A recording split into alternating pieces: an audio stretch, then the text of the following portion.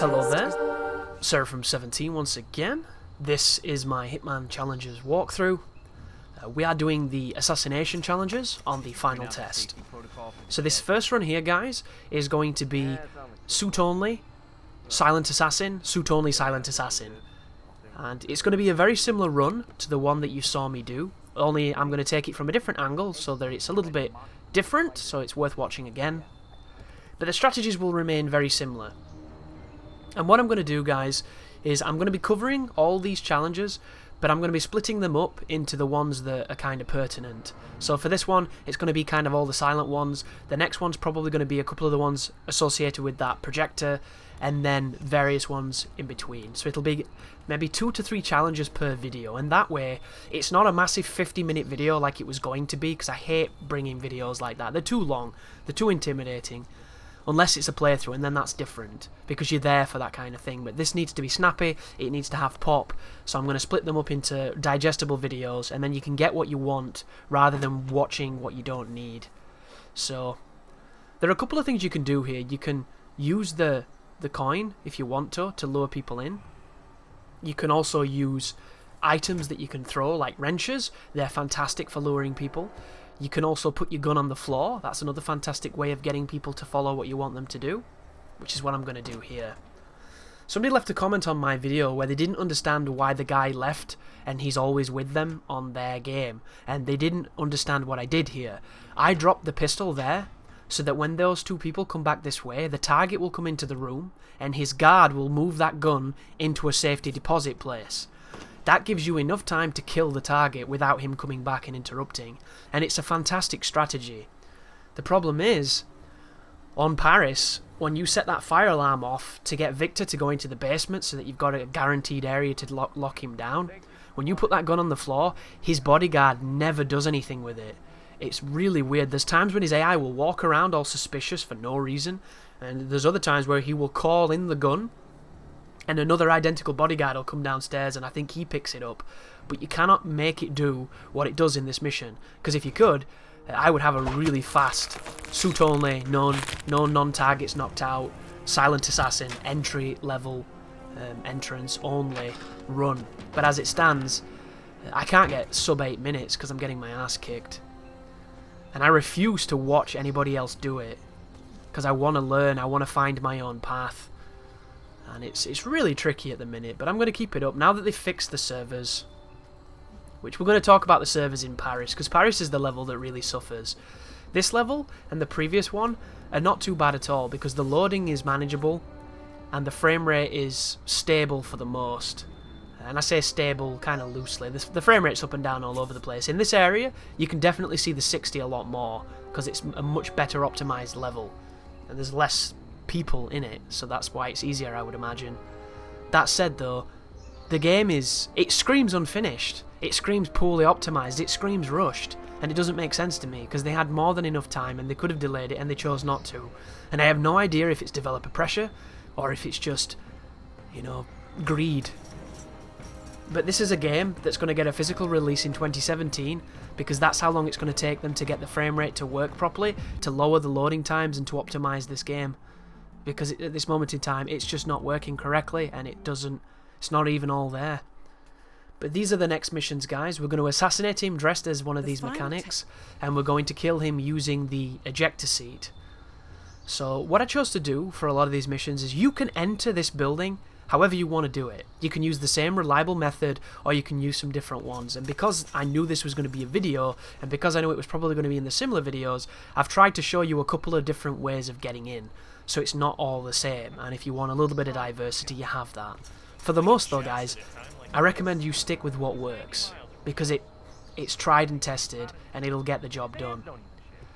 But we're going to go through the window, we're going to go to the right, and then we're going to go through this next door, and it's going to get us an easy disguise. This is one of my favourite aspects of Hitman. When you find a good path to get to a natural disguise that doesn't involve knocking anybody out, it's such a great feeling. And in the old games, there was a bonus for leaving with your suit, as we get an achievement there for doing all the challenges for disguising ourselves as everybody in the mission. which is just a case of disguising yourself as the Colonel, disguising yourself as the 2 different types of guards, disguising yourself as this fella, and I think you've pretty much done them all at that point. It's a really simple challenge, hence why I didn't cover it, because it's technically, I forget what they call those challenges, but they're not the challenges that are the assassination ones, they're the one on the far right. You cannot for some reason go under this plane, no idea why. Geometry, collision, invisible things. Maybe there's a team of predators all squatted, waiting, silently for something, and we were just running into them. But there goes safety first.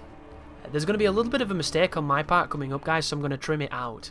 I went back and talked to this guy, told him to come and check this so he could do the assassination, and then I went too fast.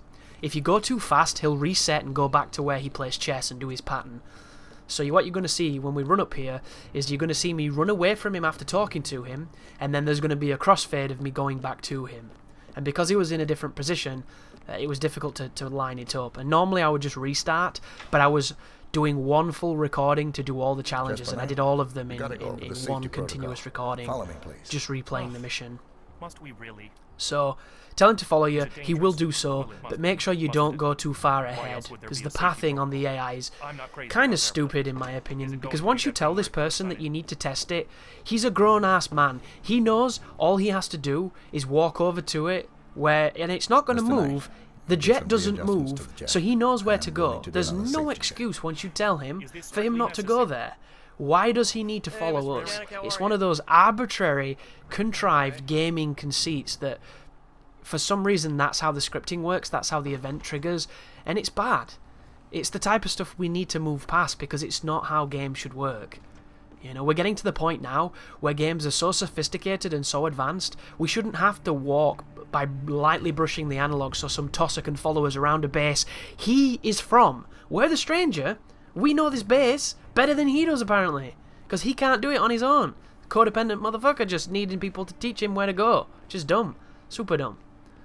And it also enables you to not do anything creative, because we could have put a mine on the side of the plane, and we could have told him to go, and then we could be literally bang near the button, wait for him to get into position after we know how long it takes, because we've timed it, detonate it, kill him, and get out before anybody knows you were there. But it's tricky to do that, because this motherfucker won't do anything unless he follows this rigid scripting.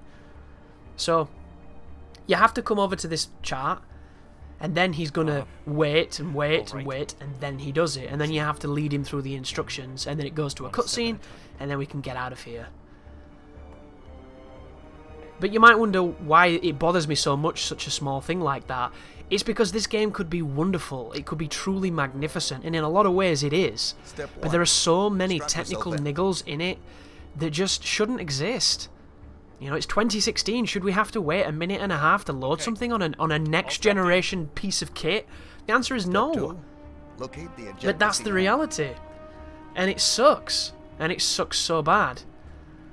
But that's because the game's not optimized right and it cannot handle what it's trying to do. And it's a pretty valid question, isn't it? Do you gimp your game's ambition and its creative scope because you know it won't be able to run successfully? Or do you just go balls to the wall, all artsy and creative as you want, and have a game that runs like shit? Because believe it or not, there is a large percentage of players who cannot tell when a game is running like shit. Because for some reason, they were born like those women in Bone Tomahawk with 2 massive stakes through their eyes and no limbs. Like, how the fuck can you not tell? It makes no sense. But he's dead.